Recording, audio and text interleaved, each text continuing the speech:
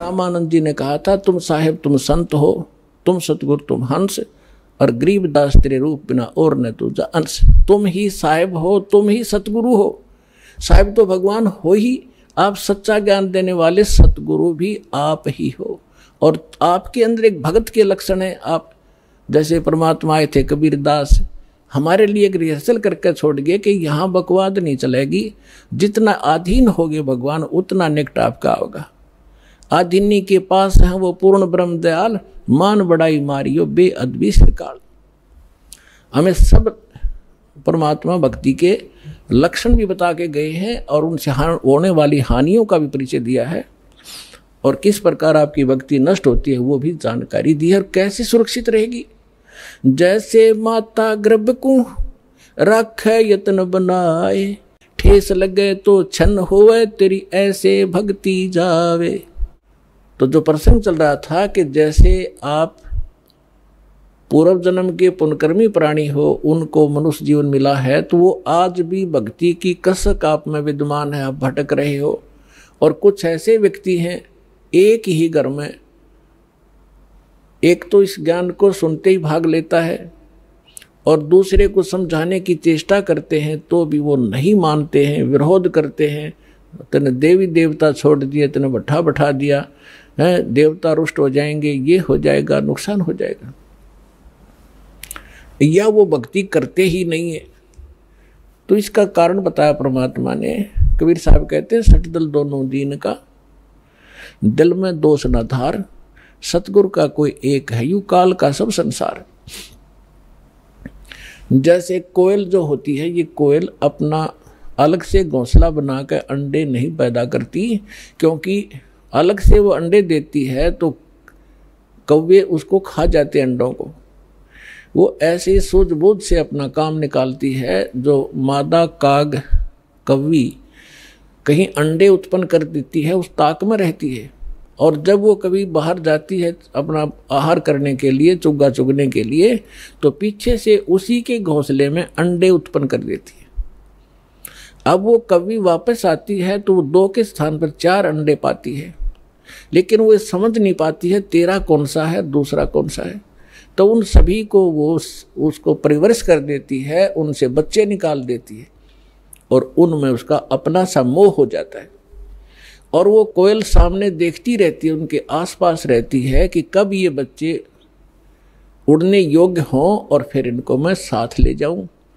जब वो देख लेती है कि ये बच्चे कुछ दूर तक उड़कर वापस आने लगे हैं, तब दूर वृक्ष पर बैठकर अपनी बोली बोलती है कुहू कुहू की। जो कोयल के बच्चे होते हैं वो उस आवाज़ से प्रभावित होते हैं और ऐसे चारों तरफ देखते हैं, उस आवाज़ के साथ वो खींचे चले जाते हैं। और जो काग वाले होते हैं उनका असर भी नहीं होता, वो अपने बैठे ऐसे ही, वो उड़कर चल पड़े, कोयल वाले काग वाले वहीं रह गए। अब कभी दौड़ती है, उड़ती है पीछे पीछे उनके साथ कि मेरे बच्चे गए, तो कोयल और दूर चली जाती है, कुहू कुहू करती हुई उड़ती हुई, तो बहुत दूर निकल जाती है।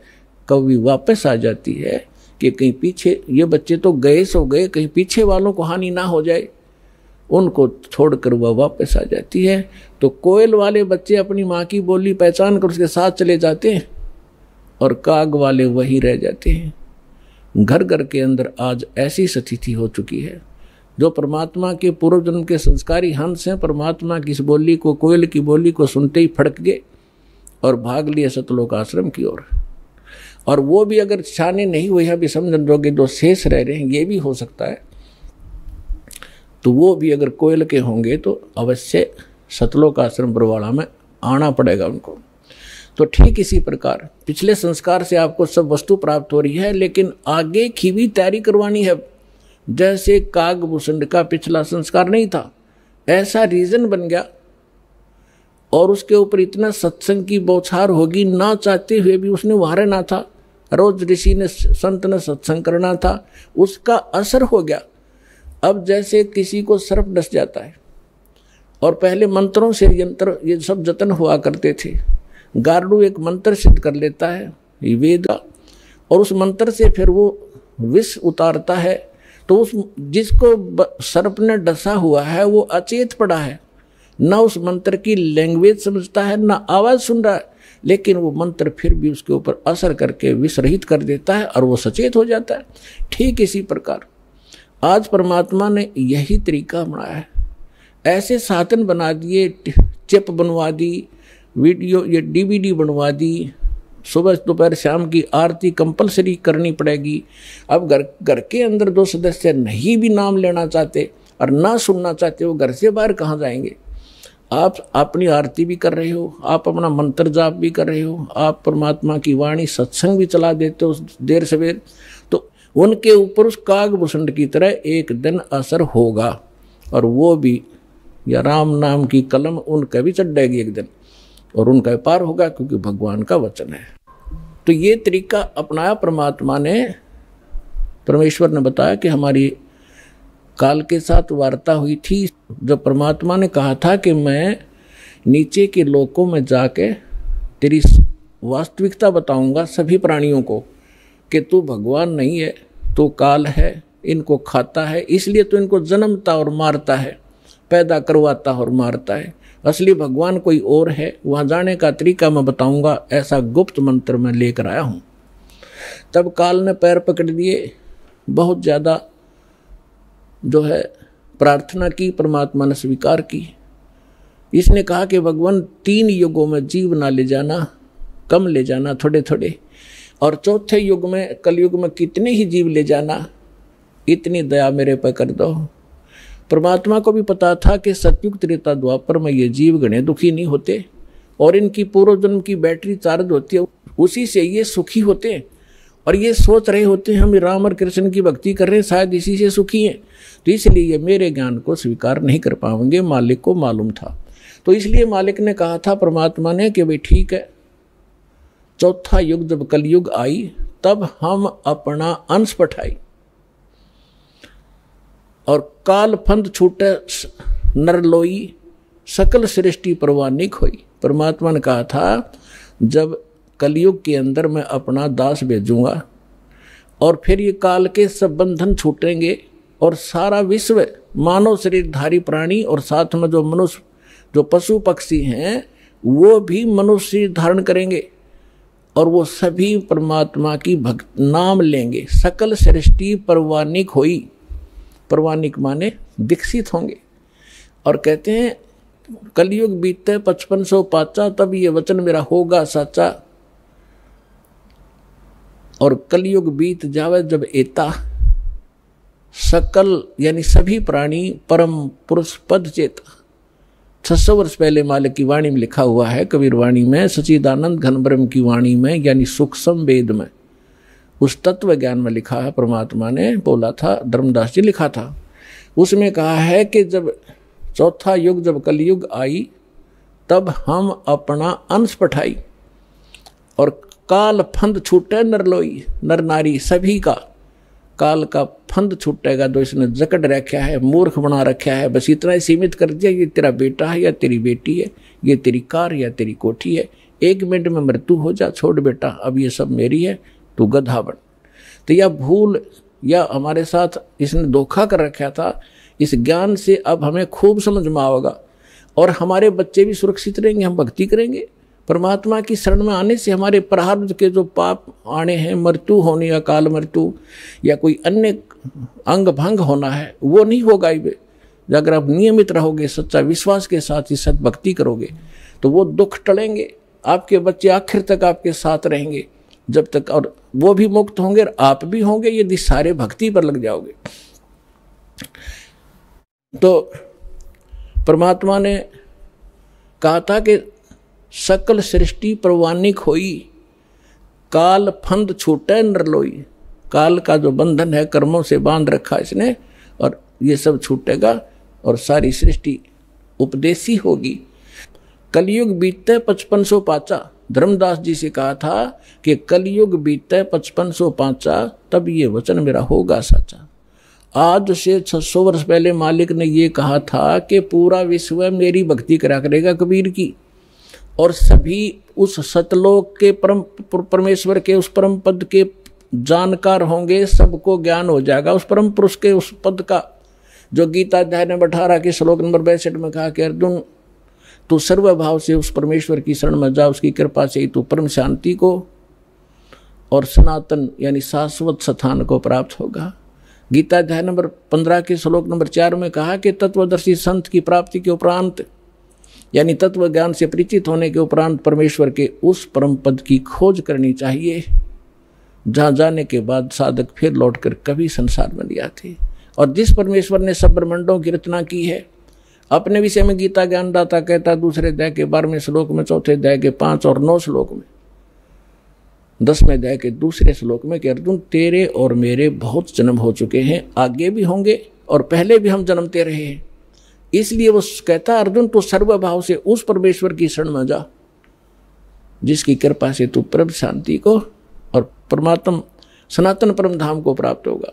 तो यहाँ बता रहे हैं परमेश्वर कि कलयुग बीत जावे जब एता 5500 वर्ष 5 वर्ष, और तब सकल प्राणी उस परम पुरुष के परम पद चेता, उस परमेश्वर के उस परम पद के सभी जानकार हो जाएंगे। कोई सतलोक है, सचखंड है, जहाँ हम रहते थे वहाँ जाना है, तो जहाँ आशा ताबासा हुई मन कर्म वचन सुमरियो सोई। तो जो प्रसंग चल रहा है हम उसी पर आते हैं। अब आपके जो पूर्व जन्म के संस्कार हैं, उस कारण से आप भक्ति की चाह आप लिए हुए हो। दुर्भाग्य आपका कि उन नकली संतों के पास पहुंच गए। तो परमात्मा ने कहा था कि जब कलयुग 5505 बीत जाएगा, उसमें सभी पंथ और सभी जितने भी मजहब अपना उनके धर्म गुरु वर्तमान गुरु जो भी ज्ञान रखते हैं वो सब सुना चुके होंगे, उनकी बहुत बड़ी पुस्तकें बन चुकी होंगी। उसके बाद मेरा दास जाएगा और उन्हीं सदग्रंथों को, जिन सदग्रंथों पर प्रत्येक मानव आधारित है, जो भी जिस मजहब धर्म से संबंध रखता है, उन्हीं से यथार्थ ज्ञान उनके रूबरू करेगा। उसके लिए परमात्मा ने सबसे पहले आपको ये इंस्ट्रूमेंट बनवाए, प्रोजेक्टर बनवाए, टीवी चैनल बनवाए। दास आपको तो अब समझ में आएगी कि ये क्या हो रहा है, और आपको इतना तो ज्ञान है कि आज से 10-12 वर्ष पहले इनका नामो निशान नहीं था, और वो पीछे जाओगे तो किधर सोच भी नहीं थी कि ये ऐसे इंस्ट्रूमेंट बनेंगे। यदि मानव बना सकता तो बहुत पहले बना लेता इसको। ये परमात्मा का दिया हुआ ज्ञान बुद्धि है, पूरा विश्व उसके बालक हैं। कहीं से भी इसने किसी क्षेत्र से, पृथ्वी के किसी कोने से भी इंस्ट्रूमेंट किसी भी अपने बच्चे से बनवाया, ये गॉड गिवन माइंड है। मानव जीव सत्र का ये नहीं बना सकता। ये इसलिए बनवाया दाता ने, पहले आपको शिक्षित किया।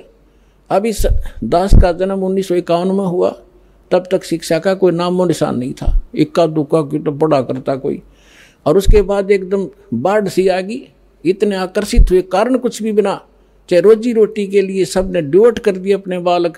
20-20 वर्ष तक बेटा बेटी पढ़ो पढ़ो, और मालिक ने दया करनी थी कि इसका सदुपयोग करेंगे। फिर ये इंस्ट्रूमेंट आपके सामने है, सदग्रंथ आपके रूबरू कर रहा है दास, और उनका निष्कर्ष निकाल के परमात्मा के ज्ञान से तोल रहा है।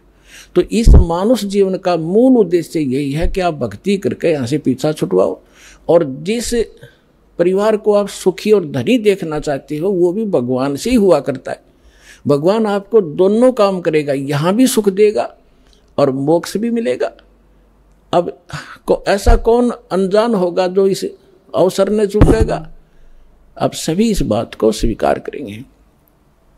तो प्रसंग अब चल रहा था कि हम जब सतलोक से आए, हम धनी थे भक्ति के।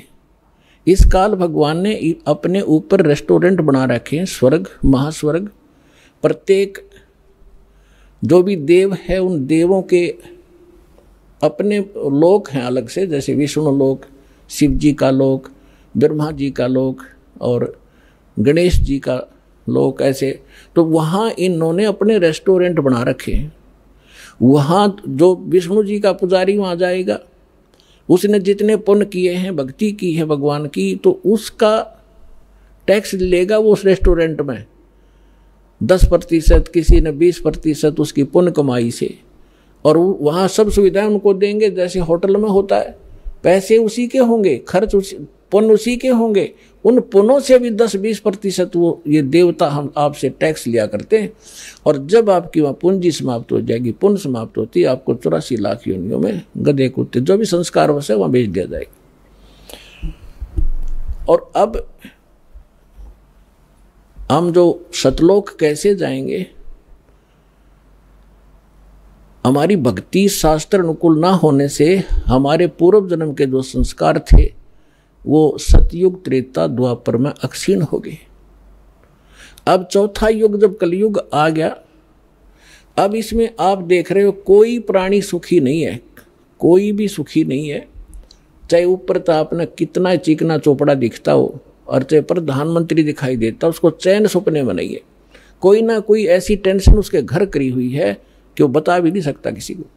तो इसलिए परमात्मा को ये मालूम था कि जब इनके पुण्य क्षीण हो जाएंगे तब इनकी आंखें खुलेंगी। ये वो भक्ति भी करके छक लेंगे, उन संतों के पास भी भटक कर छक लेंगे जिनको ये संत मानते, और फिर भी ये ज्यों के त्यों रहेंगे। तब हमारे दास के पास आएंगे और वो ऐसा मंत्र समर्थ के पास वो पावर है कि आपके संस्कार प्रारब्ध के दुख को भी, प्रारब्ध के संस्कार को भी वो चेंज कर सकता है। मासा घटे न तिल बधे, विद ना लिखे जो लेख, और सच्चा सतगुरु मेट के ऊपर मार दे मेघ। अब सतगुरु ना मिलने से भेड़ पूछ को पंडित पकड़े बादो नदी बिहंगा, गरीब दास वो भवजल डूबे जिनको नहीं साध सत्संगा।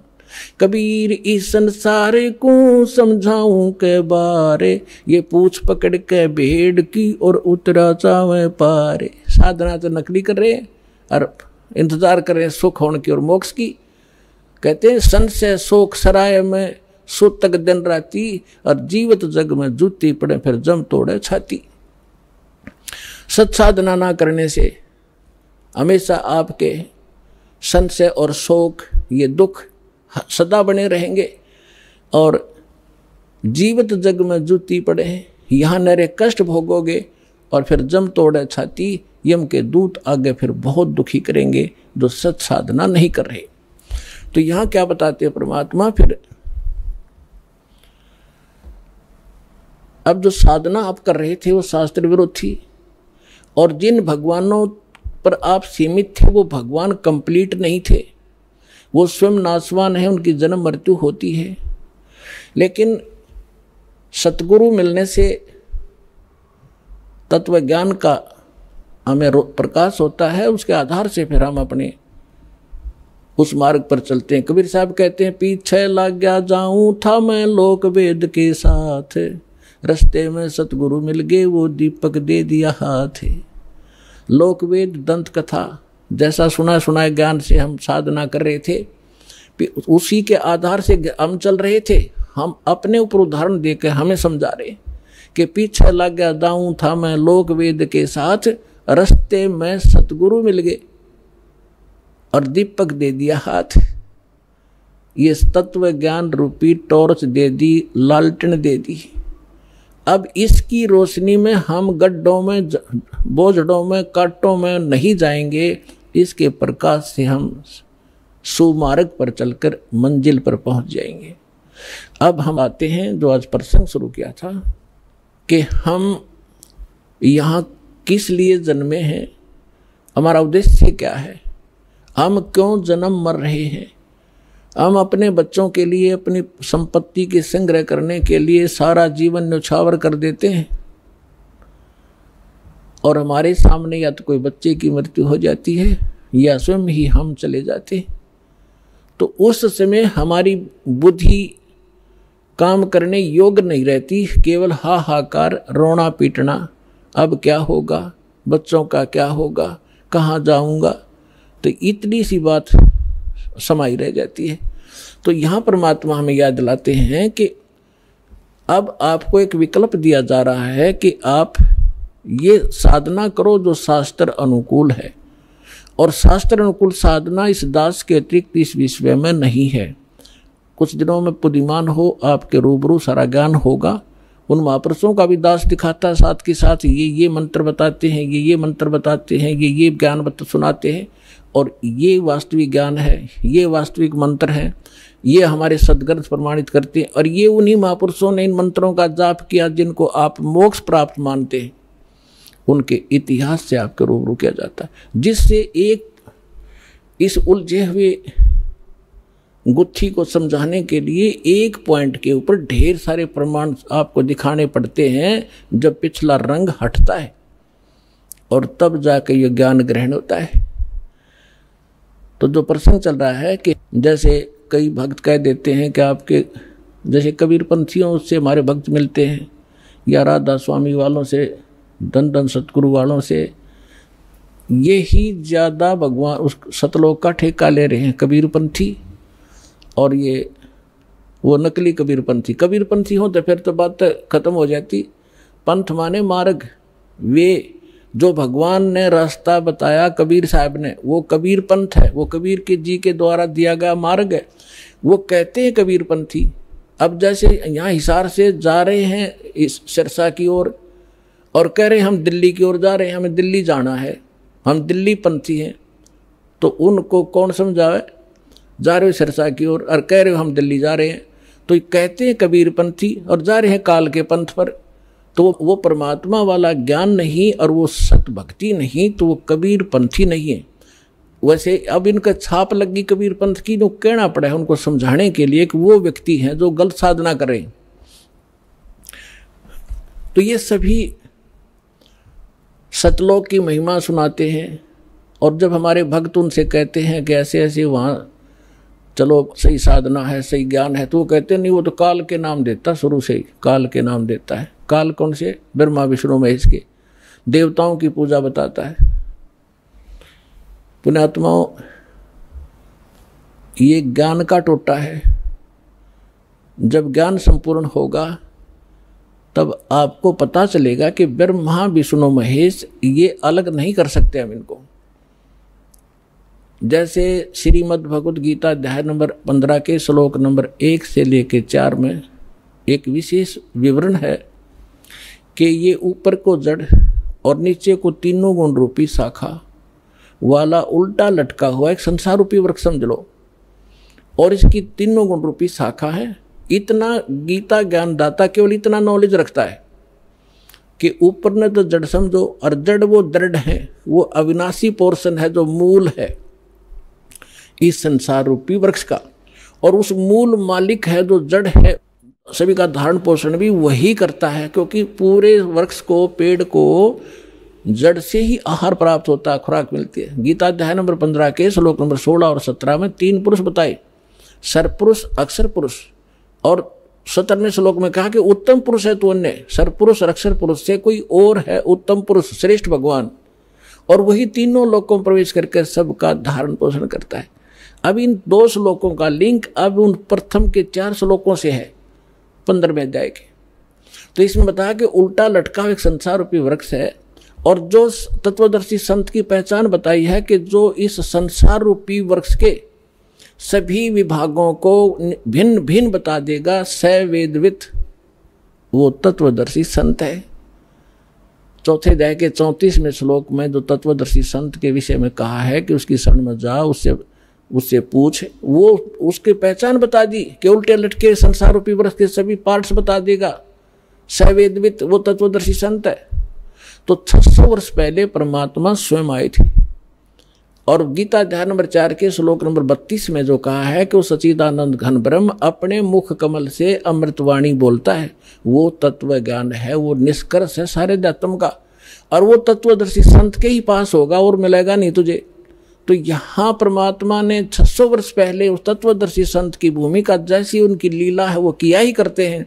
जैसा दास ने अभी वेदों के प्रमाण आपको बताए थे, रेफरेंस बताए थे, उनमें यही लिखा हुआ कि परमात्मा ऊपर रहता, ऊपर के लोक में, सतलोक में, वहाँ से चल कर आता सह शरीर, और यहाँ 3 प्रकार से के सतिथि से हमारा धारण पोषण करता है। एक तो आपको बता सतलोक में रहता है, जब वहाँ तो उनका शरीर बहुत तेजों में होता है, करोड़ सूर्य मिला दे, करोड़ चंद्रमा एक रोमकूप के उनकी शोभा होती, इतना तेज है।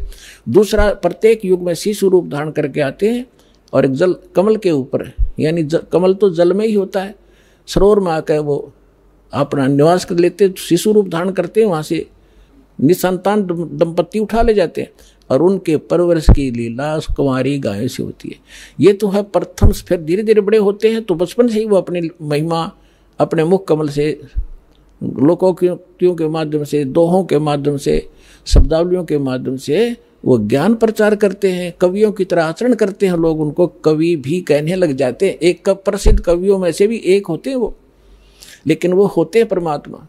अब तीसरी सतिथि में वो कभी भी कहीं भी किसी को संत रूप में, महापुरुष के रूप में आकर दर्शन देते हैं, उनको ज्ञान सुनाते हैं, अपने से परिचित कराते हैं।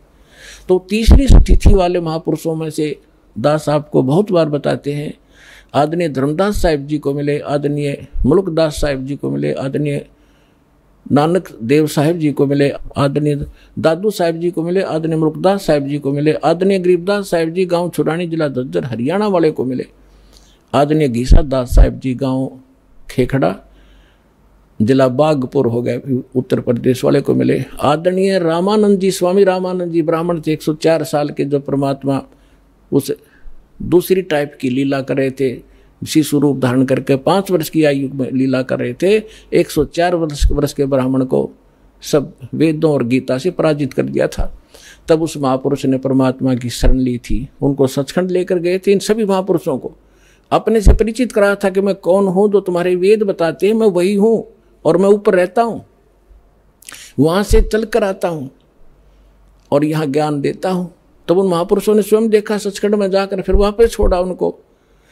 तब रामानंद जी ने कहा था, तुम साहेब तुम संत हो, तुम सतगुरु तुम हंस, और गरीबदास तेरे रूप बिना और न तुझा अंश। तुम ही साहेब हो, तुम ही सतगुरु हो। साहेब तो भगवान हो ही, आप सच्चा ज्ञान देने वाले सतगुरु भी आप ही हो। और आपके अंदर एक भगत के लक्षण है। आप जैसे परमात्मा आए थे कबीरदास, हमारे लिए एक रिहर्सल करके छोड़ गए कि यहाँ बकवाद नहीं चलेगी, जितना अधीन होगे भगवान उतना निकट आपका होगा। आधीनी के पास है वो पूर्ण ब्रह्म दयाल, मान बड़ाई मारियो बेअदबी सरकाल। हमें सब परमात्मा भक्ति के लक्षण भी बता के गए हैं और उनसे होने वाली हानियों का भी परिचय दिया है, और किस प्रकार आपकी भक्ति नष्ट होती है वो भी जानकारी दी है, और कैसे सुरक्षित रहेगी।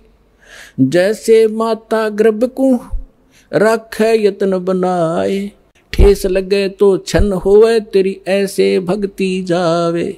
भाई जो गुरु बचन पे डट गे रकट गे फंद 84 के, कट गे फंद 84 के, रकट गे फंद 84 के। भाई जो गुरु बचन पे डट गे रकट गे फंद 84 के। वस्तु में लीठो